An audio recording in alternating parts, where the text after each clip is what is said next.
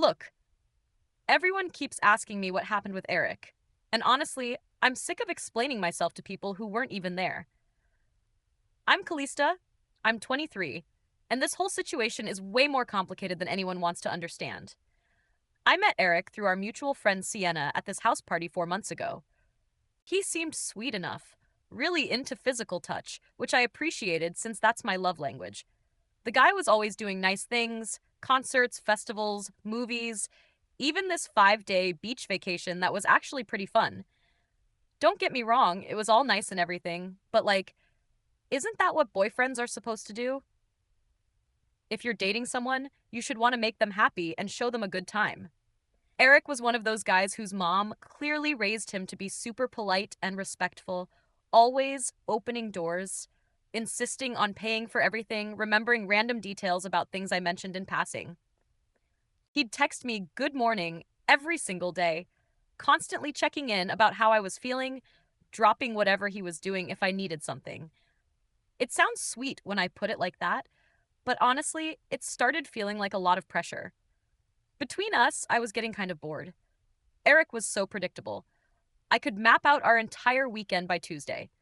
Friday night movies at his place, Saturday brunch at the same cafe, Sunday afternoon walks in the park. He had this whole routine down and never wanted to shake things up. When I'd suggest something spontaneous, he'd worry about money or timing or whether it was practical. Everything had to be planned and safe and responsible. My friends would constantly tell me how lucky I was going on about what a catch Eric was and how he treated me so well, but they didn't see what it was really like day to day. Sure, he was stable and reliable, but where was the excitement? Where was that butterflies in your stomach feeling? I'm 23. I should be having adventures and feeling that rush of new experiences, not settling into some domestic routine like we're already planning our retirement. I started noticing other guys more when we'd go out. Guys who seemed confident and mysterious instead of telling me every detail about their day at work. Eric would give me a play by play of his lunch break while I'm thinking about how there's got to be more to life than this level of predictability. His friend group was just as boring as he was.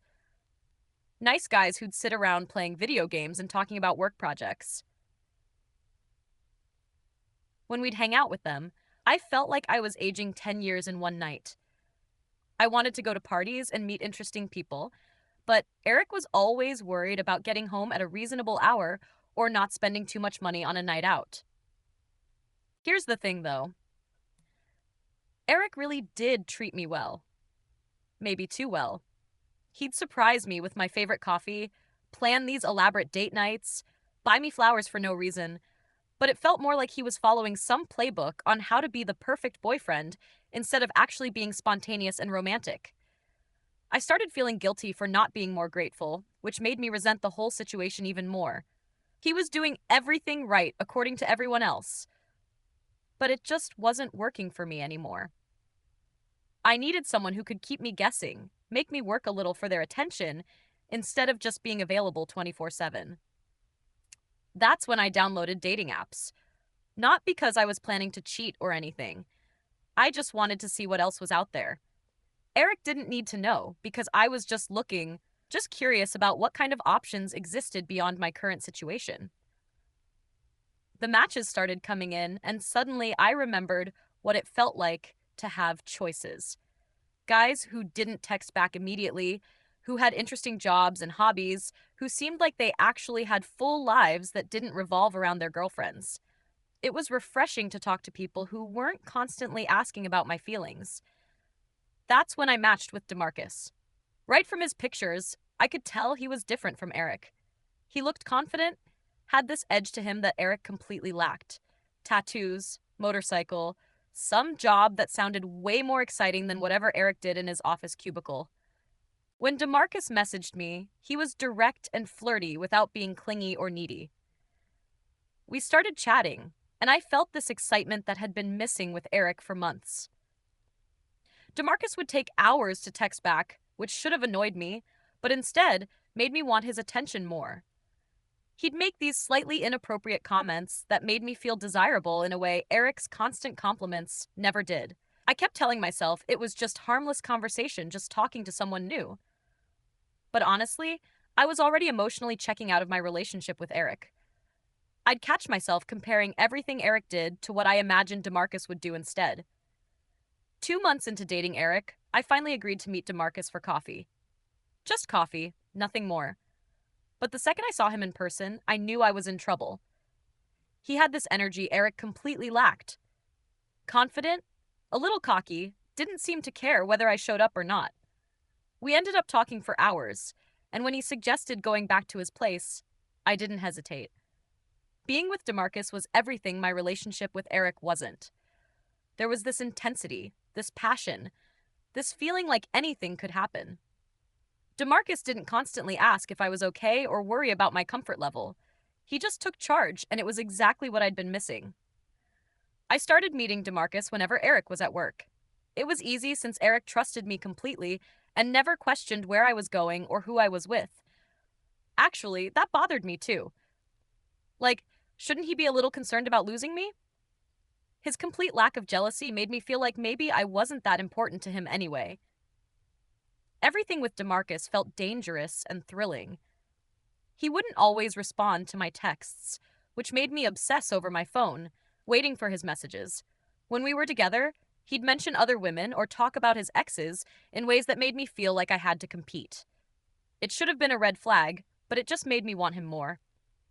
Meanwhile, Eric was still being his predictable self, still bringing me coffee, still planning thoughtful dates, still being supportive about everything.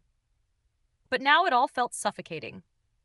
I'd sit through dinner with him, thinking about DeMarcus, wondering when I'd see him next, pulling away when Eric tried to hold my hand. I started picking fights with Eric over stupid things. He'd suggest a restaurant, and I'd complain it was boring. He'd want to stay in for a quiet night, and I'd accuse him of being antisocial. He'd talk about future plans, and I'd get irritated that he was being presumptuous. Looking back, I was creating distance to justify what I was doing behind his back. The lying got easier every time. I'd tell Eric I was going out with girlfriends and meet DeMarcus instead. I'd claim I was working late and spend the afternoon at DeMarcus's apartment. Eric never questioned me or seemed suspicious, which honestly made it feel like he didn't care enough to pay attention. After 2 months of this double life, Eric started pushing for answers about why I'd been so distant. He wanted to have these deep conversations about our relationship, and I'd get frustrated that he was being needy and insecure. I needed space to figure things out, but he kept suffocating me with his concern. That's when I realized I had to choose. DeMarcus was starting to make comments about how I should just break up with my boring boyfriend if I wasn't happy. The way he said it made it sound so obvious and simple. So I made my decision. I was choosing excitement over security, passion over stability. I was 23 and deserved to be with someone who made me feel alive, instead of settling for someone safe just because he treated me well on paper. When Eric cornered me for that serious talk, I could have lied again, but I was tired of pretending. I told him everything, that I'd been seeing someone else for 2 months, that I wasn't happy, that I needed something different than what he could give me. Eric just sat there looking shocked while I explained about DeMarcus and how we'd been hooking up. Instead of getting angry or fighting for me, he just asked why and what he'd done wrong. That's when I knew for sure I was making the right choice. A real man would have shown some fire, some passion, some fight. But Eric just sat there looking defeated, asking what he could do to change my mind. I tried to explain that I needed someone with more edge, someone exciting who wasn't so predictable. Eric looked at me like he couldn't understand what I was talking about, which proved how wrong we were for each other. He didn't yell or fight or show any real emotion, which was honestly disappointing. I wanted him to prove that losing me actually mattered to him. Instead, he just processed what I told him and asked logical questions about where we went wrong. The next morning, when I tried texting to check on him, my messages weren't going through. He blocked me on everything: social media, phone, even payment apps. It seemed like such an overreaction to cut me off completely instead of handling things maturely. I moved in with DeMarcus pretty quickly after that. His place was nothing like Eric's organized apartment: clothes everywhere, empty bottles, motorcycle parts scattered around, but it felt real and authentic instead of like some sterile showroom. Living with DeMarcus was everything I thought I wanted. Every day was unpredictable and exciting. Sometimes he'd come home with last-minute concert tickets, or we'd drive to another city just because he felt like it. He didn't plan everything to death like Eric. He just lived in the moment. Sure, there were adjustments. DeMarcus wasn't as financially stable as Eric, so I ended up covering more expenses than I was used to. But that felt more equal than Eric always insisting on paying for everything, which now seemed controlling. DeMarcus also wasn't as communicative as Eric had been. He didn't text constantly or always want to know how I was feeling. At first, I missed that attention, but then I realized it was probably healthier. Eric had been so clingy and needy, always requiring reassurance. 3 months after leaving Eric, I was at this coffee shop with DeMarcus when I spotted Eric across the room. My heart did this weird flutter when I saw him, which caught me off guard. He looked really good. Different haircut, like he'd been working out, more confident than I remembered. I waved to be friendly, but he looked right at me and deliberately looked away. It stung more than I expected. We could at least acknowledge each other like adults. The whole time we were there, DeMarcus was on his phone, ignoring me while I kept glancing at Eric. When Eric left, he walked right past our table without looking at me. Seeing Eric looking so put together and confident bothered me more than it should have. I'd expected him to look heartbroken, or at least affected by our breakup, but he seemed to be thriving. It made me wonder what he'd been doing with his time since we broke up. But I pushed those thoughts away because I'd made my choice for good reasons. Eric had been boring and predictable, even if he'd been reliable. DeMarcus brought excitement to my life, even if it also brought chaos and uncertainty. Living with DeMarcus was getting more complicated, though. What had seemed like passionate intensity was starting to feel like walking on eggshells. He'd get moody, for no reason I could figure out.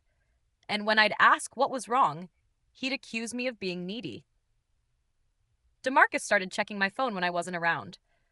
At first, I told myself it was because he cared and wanted to make sure I was safe, but it felt different from Eric's gentle concern. When Eric worried about me, it came from love. When DeMarcus got suspicious, it felt controlling. He'd question me if I was even 10 minutes late getting home. If I mentioned a male coworker, DeMarcus would spend hours grilling me about it. I started editing my stories to avoid setting him off, which meant basically lying about harmless interactions. The fights were getting more intense, too. Eric and I used to have calm discussions when we disagreed, but DeMarcus would explode over tiny things. He'd yell and throw things and make me feel crazy for bringing up legitimate concerns. I found myself missing Eric's emotional stability more than I wanted to admit. With Eric, I'd always felt safe to express my feelings or bring up problems. With DeMarcus, I never knew if he'd be understanding or if he'd turn it into a huge fight. DeMarcus also didn't have his life together the way Eric had.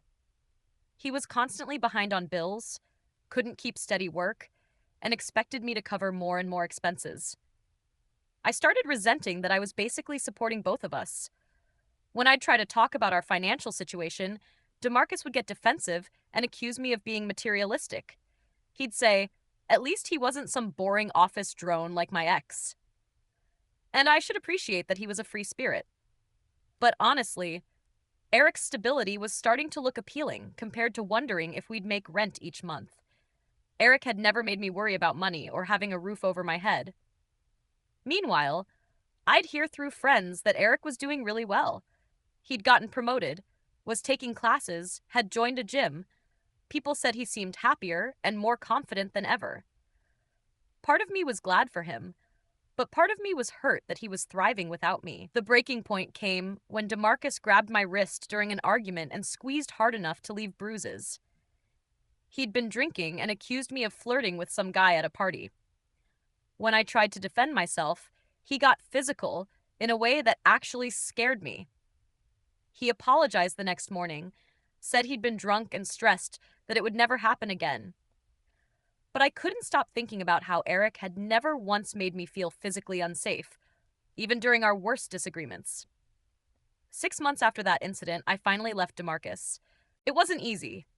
He'd isolated me from most of my friends, and I'd become financially dependent on supporting him, which was backwards, but somehow that's how it worked out. I moved back in with my parents, which was humiliating at 24. Having to explain why my exciting relationship had fallen apart was embarrassing, especially since they'd clearly preferred Eric. The hardest part was admitting how wrong I'd been about everything. I'd given up a stable, loving relationship for chaos with someone who turned out to be controlling and abusive. I kept thinking about Eric and wondering how he was doing. Through social media, I could see he was still thriving. He'd moved to a nicer place, seemed to have an active social life, looked happy and healthy. I reached out to Sienna to ask if she'd heard anything about Eric. She told me he was dating someone new, a woman he'd met through work, who seemed really nice and treated him well. The news hit me harder than I expected. Hearing that Eric had moved on made me realize what I'd actually lost. It wasn't just a boring relationship. It was someone who'd loved me unconditionally and treated me better than I deserved. Now, he was giving all that care and devotion to someone else. I started obsessing over his new girlfriend, checking her social media constantly. She seemed perfect for him. Sweet, supportive, appreciative of his kindness instead of taking it for granted like I had. I began having fantasies about reaching out to Eric and explaining everything that happened with DeMarcus. In my mind, he'd realize I'd learned from my mistakes and would want to give us another chance. 2 years after our breakup, I saw the announcement that destroyed me. Eric was engaged. The photos showed him with this woman who looked genuinely happy, and the comments were full of people congratulating them and talking about what a perfect couple they made. I stared at those engagement photos for hours, reading every comment. Eric looked incredible, confident, successful, genuinely happy in a way I'd never seen before. His fiancée looked like everything I wasn't: grateful, supportive, the kind of woman who would appreciate what she had. The ring was beautiful and obviously expensive, which meant Eric was doing well financially. I read that he'd gotten another promotion and was thriving in his career. Meanwhile, I was still struggling to get my life together. I felt this overwhelming sense of loss that I hadn't expected. Seeing Eric so happy with someone else made me realize what I'd given up when I left him for DeMarcus. I started obsessing over their relationship, checking both their social media accounts constantly. They looked happy in every photo, traveling at dinner parties, casual pictures around the house.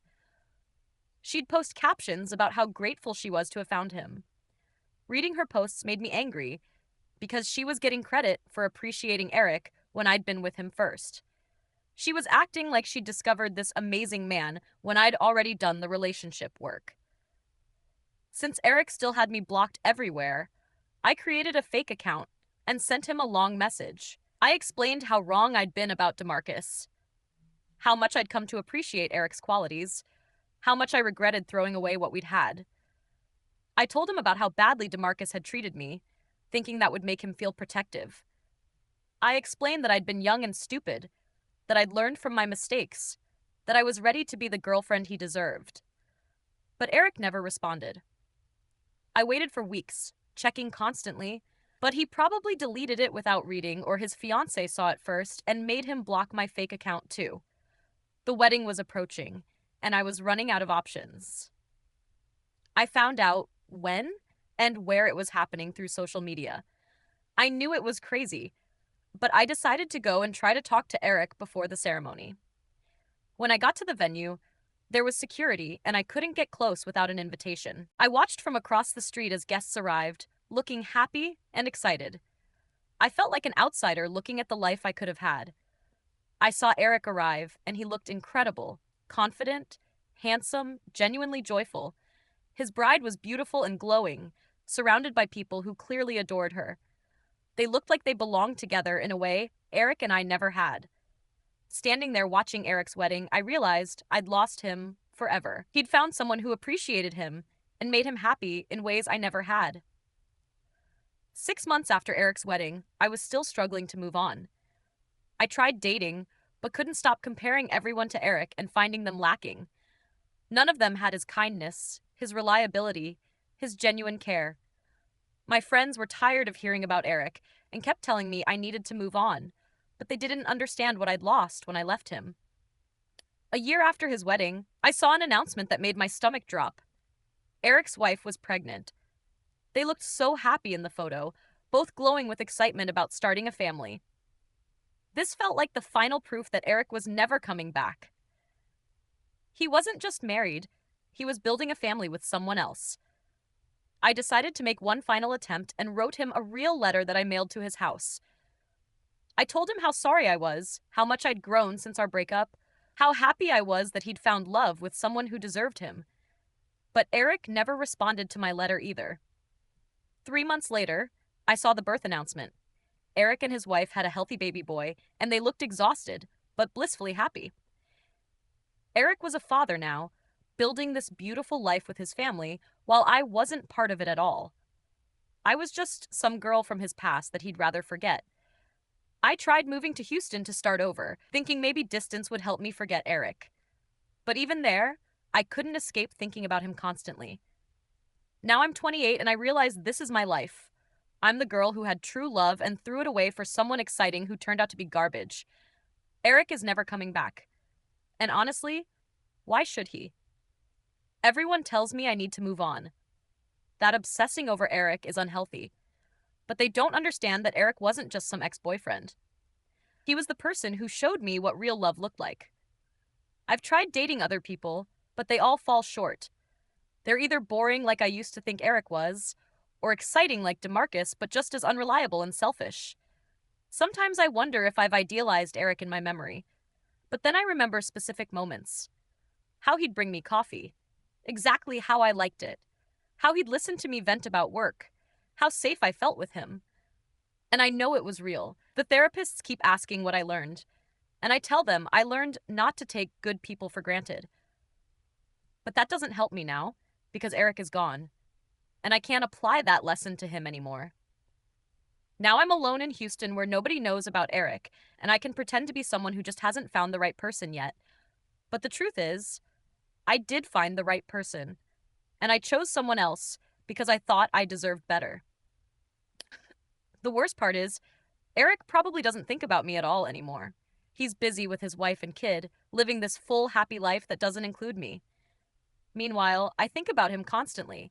People ask what I want in a relationship now, and the answer is Eric. I want Eric back. I want a do-over where I'm smart enough to recognize what I have. But that's never going to happen because some mistakes you don't get to undo. So this is my life alone at 28, comparing everyone to someone I lost years ago, knowing I had my shot at happiness and blew it. Eric is living his best life with someone who deserves him, and I'm dealing with the consequences of thinking I could do better. Maybe some people only get one chance at real love, and mine is over. Maybe this is what my life looks like now. Always wondering what might have been. Always knowing that the best thing that ever happened to me is something I chose to walk away from. The funny thing is, if someone asked what advice I'd give to girls dating good guys, I'd tell them to appreciate what they have. Don't make my mistake. Don't throw away something real for something that just looks more exciting. But nobody asks me for relationship advice anymore because everyone knows I'm the cautionary tale. I'm the girl who had everything and lost it because I didn't know what I had until it was gone. That's my story. That's how I went from being loved by the best man I'll ever know to being alone and bitter, still missing someone, who probably doesn't remember my middle name. If this confession kept you hooked, make sure to subscribe, like, and share. We share powerful true stories every day that explore the complex realities of life.